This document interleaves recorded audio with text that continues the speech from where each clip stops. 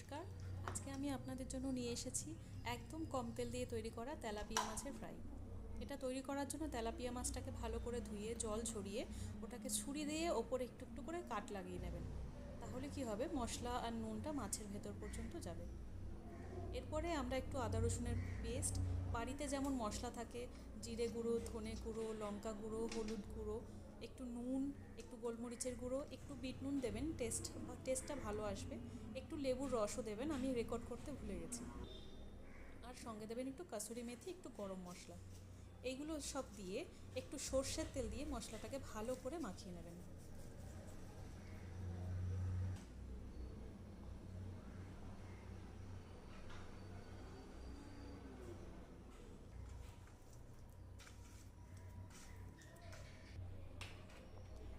তেলটা কম হয়ে গেছিলো বলে আমি আর একটু তেল অ্যাড করলাম।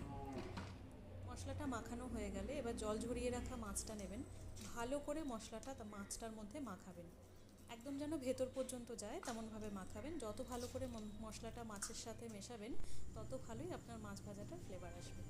এরপর আমি মাছটাকে রেখে দিয়েছি ঘন্টা খানেকের মতো রেস্টে। তারপরে নেবেন একটা ননস্টিকের প্যান।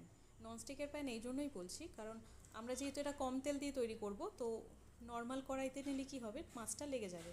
ননস্টিকে কম তেলে আমাদের সুন্দর করে মাছটা ভাজা হয়ে যাবে। এবার আমি একে একে করে মাছটা দিয়ে দিলাম। মাছটা হয়ে গেলে, এক পাশ ভাজা হয়ে গেলে মাছটা উল্টে দেবো।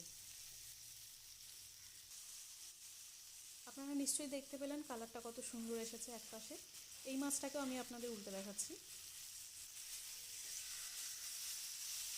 মাছটা একবার উল্টে দিয়ে মাছটাকে একটা লিড দিয়ে ঢেকে দেবো, কারণ মাছটা সেদ্ধ হবে। আর গ্যাসের ফ্লেমটা কিন্তু আপনাদের রাখতে হবে একদম low to medium, medium to low.